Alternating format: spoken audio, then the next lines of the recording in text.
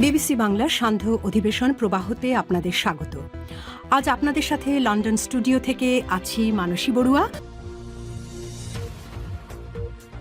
বাংলাদেশের সর্বশেষ গুরুত্বপূর্ণ আপডেট সংবাদে আপনাকে স্বাগত। শুরুতে সংবাদ শিরোনাম, পরে বিস্তারিত। প্রথমে জানাবো আমাদের হাতে থাকা সর্বশেষ গুরুত্বপূর্ণ সবথেকে তাজা আপডেট সংবাদ। নূর এখনও অসুস্থ, তার নাক মুখ দিয়ে রক্তক্ষরণ অব্যাহত রয়েছে বললেন রাশেদ খান। গণ অধিকার পরিষদের সভাপতি নুরুল হক নূর এখনও আশঙ্কাজনক অবস্থায় হাসপাতালে ভর্তি রয়েছে। তার নাক মুখ দিয়ে এখনও রক্ত পড়ছে, তিনি পুরোপুরি ট্রমাটাইজড। আজ ঢাকা মেডিকেল কলেজ ঢামেক হাসপাতালে বাগান গেটে সাংবাদিকদের সঙ্গে আলাপকালে সব কথা বলেন গণ অধিকার পরিষদের সাধারণ সম্পাদক রাশেদ খান। এরপর জানাবো সিঙ্গাপুরের শীর্ষ ৫০ ধনীর তালিকায় এবার আজিজ খানের অবস্থানের বড় পরিবর্তন। সিঙ্গাপুরের শীর্ষ ৫০ জন ধনী তালিকায় বাংলাদেশের ফারুক খানের ভাই মোহাম্মদ আজিজ খানের অবস্থান ৮ ধাপ পিছিয়েছে। স্থানীয় সময় আজ মার্কিন প্রভাবশালী সমসাময়িক কি ফোর্বস সিঙ্গাপুরের ৫০ জন শীর্ষ ধনীর তালিকা প্রকাশ করে। তালিকায় তার আগের অবস্থান ৪১ ছিল, বর্তমান অবস্থান ৪৯ এসে দাঁড়িয়েছে। এদিকে কক্সবাজারে ঝাউগাছে ঝুলছিল সাংবাদিকের মরদেহ, পকেটে মিলল বাস টিকিট। কক্সবাজারে সৈকত সংলগ্ন ঝাউবাগান থেকে ঝুলন্ত অবস্থায় স্থানীয় সাংবাদিকের মরদেহ উদ্ধার করা হয়েছে। পুলিশ শহরের মোটেল শৈবালের গল্ফ মাঠের একটি ঝাউগাছ থেকে তার মরদেহটি উদ্ধার করে। এদিকে জিএম কাদের এবং তার স্ত্রীর দেশ থেকে নিষেধাজ্ঞা। জাতীয় পার্টির চেয়ারম্যান জিএম কাদের এবং তার স্ত্রী শেরিফা কাদেরের বিদেশ যাত্রায় নিষেধাজ্ঞা দিয়েছে আদালত। আজ ভারপ্রাপ্ত মহানগর সিনিয়র স্পেশাল জজ আদালতের বিচারক ইব্রাহিম মিয়া এ আদেশ দেন। এবারে জানাবো ট্রাইব্যুনালের জেরায় সাবেক আইজিপি চৌধুরী আব্দুল্লাল মামুন বললেন, আপত্তি সত্য, পুলিশের গোপালগঞ্জে দ্বন্দ্বের কারণে ফের আইজিপি করা হয় আমাকে। আপত্তি সত্য, গোপালগঞ্জের দ্বন্দ্বের কারণে দ্বিতীয়বার চৌধুরী আব্দুল্লাল মামুনকে পুলিশের মহাপরিদর্শক আইজিপি পদে নিয়োগ দেওয়া হয়েছিল। এমনকি শেষবার যখন আইজিপি হিসেবে ফের চুক্তিভিত্তিক নিয়োগ দেওয়া হয় তখন তৎকালীন প্রধানমন্ত্রীর মুখ্য সচিব না করেছিলেন। এবং সর্বশেষ জানাবো ২১শে আগস্ট গ্রেনেড হামলা মামলা আপিল বিভাগেও তারেক রহমান সহ সব আসামি খালাস। ২১শে আগস্ট গ্রেনেড হামলা মামলায় আপিল বিভাগেও খালাস পেয়েছেন বিএনপির ভারপ্রাপ্ত চেয়ারম্যান তারেক রহমান সহ সব আসামি। প্রধান বিচারপতি ড সৈয়দ রেফাত আহমেদের নেতৃত্বাধীন ৬ সদস্যের বিচারপতির বেঞ্চ এ রায় দেন। সেই সঙ্গে রায়ের পর্যবেক্ষণে আদালত বলছে, একই দিনে ৩ জনের জবানবন্দি নেওয়া ছিল অস্বাভাবিক ঘটনা। প্রিয় দর্শক, এতক্ষণ শুনছিলেন সংবাদ শিরোনাম, এবারে বিস্তারিত। তবে তার আগে বন্ধুরা অনুরোধ থাকবে এই সংবাদটিতে একটি লাইক দিন। এই চ্যানেলে আপনি নতুন হয়ে থাকলে আমাদের সংবাদটি দেখতে দেখতে চ্যানেলটি সাবস্ক্রাইব করে রাখুন। কমেন্ট করে বন্ধুরা আপনার মূল্যবান মতামত জানিয়ে দিন আপনি বিশ্বের কোন দেশ থেকে বা বাংলাদেশের কোন স্থান থেকে আমাদের সংবাদটি দেখছেন এবং শুনছেন। আর বন্ধুরা, এই সংবাদটি আপনার সোশ্যাল মিডিয়া ফেসবুকে শেয়ার করে বন্ধুদেরও দেখার সুযোগ করে দিন। এবারে বিস্তারিত। নূরের নাক দিয়ে এখনও রক্ত পড়ছে, সে পুরোপুরি ট্রমাটাইজড বললেন রাশেদ খান। গণ অধিকার পরিষদের সভাপতি ডাকসুর সাবেক ভিপি নুরুল হক নূরের শারীরিক অবস্থা আরও আশঙ্কাজনকভাবে খারাপ হয়েছে। এ অবস্থায় তার নাক দিয়ে এখনও রক্ত পড়ছে, প্রতিনিয়ত তার নাক মুখ দিয়ে রক্ত বেরোচ্ছে বলে জানিয়েছেন গণ অধিকার পরিষদের সাধারণ সম্পাদক রাশেদ খান। তিনি বলেন, এরপরও নুরুল হক নূরকে একটি পক্ষ থেকে দেখানো হচ্ছে তিনি নাকি সুস্থ। তিনি সুস্থ নেই, তার অবস্থা খুবই খারাপ, তাকে বিদেশে উন্নত চিকিৎসার জন্য নেওয়া খুবই জরুরি। কিন্তু অন্তর্বর্তীকালীন সরকারের প্রধান উপদেষ্টা নির্দেশনা দেওয়া সত্ত্বেও কে বা কারা যেন নুরুল হক নূরকে বিদেশে নিতে দিচ্ছে না, তার চিকিৎসা দেওয়া হচ্ছে না। অন্তর্বর্তীকালীন সরকারের প্রধান উপদেষ্টা প্রফেসর ড মোহাম্মদ ইউনূসের সরকারের নির্দেশনা মানছে না কিছু দুর্নীতিবাদ চক্র, তারা বিপি নুরুল হক নূরকে বিদেশে নিতে দিচ্ছে না। তার যেন উন্নত চিকিৎসা না হয় সেজন্য তারা সব রকমের প্রস্তুতি গ্রহণ করেছে বলে মনে করেন তিনি।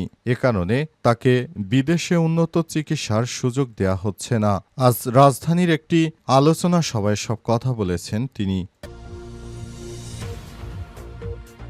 সিঙ্গাপুরের শীর্ষ ৫০ ধনীর তালিকায় এবার আজিজ খানের অবস্থানে বড় ধরনের পরিবর্তন। সিঙ্গাপুরের শীর্ষ ৫০ জন ধনীর তালিকায় বাংলাদেশের মোহাম্মদ আজিজ খানের অবস্থান ৮ ধাপ পিছিয়েছে। স্থানীয় সময় ৩ সেপ্টেম্বর মার্কিন প্রভাবশালী সমসাময়িকী ফোর্বস সিঙ্গাপুরের শীর্ষ ৫০ ধনীর যে তালিকা প্রকাশ করে ফোর্বসের সেই তালিকা অনুসারে আজিজ খানের অবস্থান ছিল ৪১তম। তিনি সিঙ্গাপুরের নাগরিক হিসেবে এই তালিকায় স্থান পেয়েছিলেন।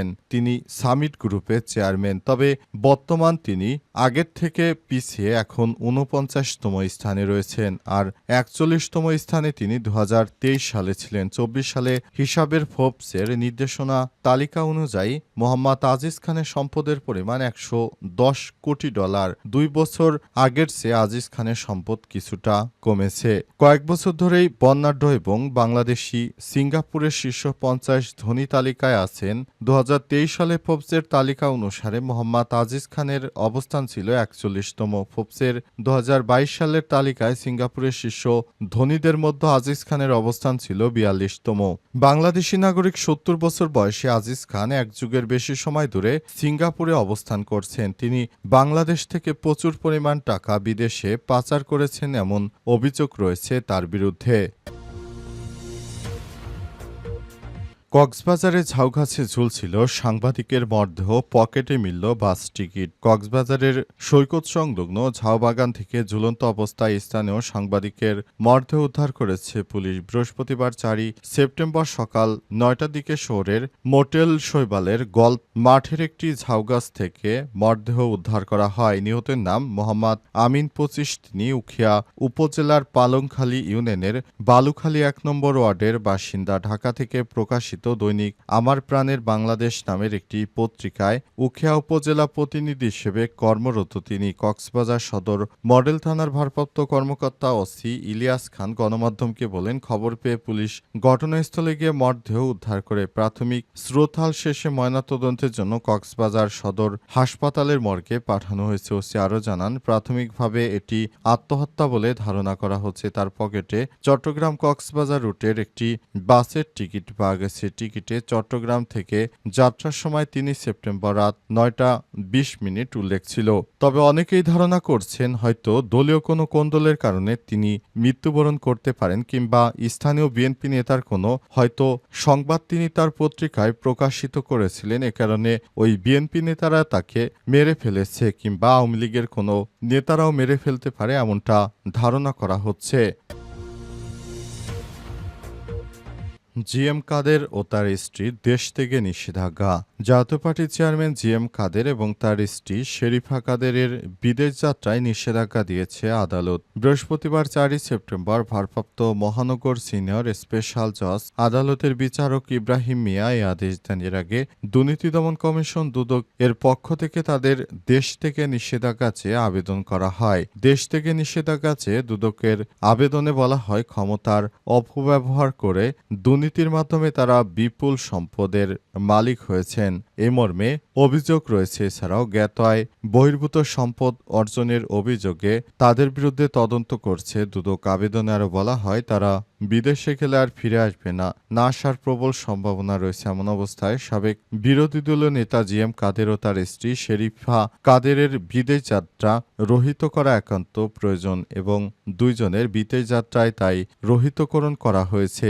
ভবিষ্যতে কেউ যেন আর এই ধরনের কোনো কাজ করতে না পারে এজন্য প্রশাসনের পক্ষ থেকে সর্বদা তারা সজাগ রয়েছে। ভবিষ্যতে যারা বিগত সময় আওয়ামী লীগের দোসর হিসেবে পরিচিত ছিল তারা যেন কোনোভাবে বিদেশে পালিয়ে যেতে না পারে এজন্য দুদকের পক্ষ থেকে সব রকমের ব্যবস্থা গ্রহণ করা হয়েছে। অন্তর্বর্তীকালীন সরকারের প্রধান উপদেষ্টা প্রফেসর ডক্টর মোহাম্মদ ইউনূসের সরকার ক্ষমতায় থাকাকালীন কেউ যেন কোনো ধরনের নাশকতা সৃষ্টি করতে না পারে সেজন্য সব রকমের প্রস্তুতি গ্রহণ করতে বলা হয়েছে।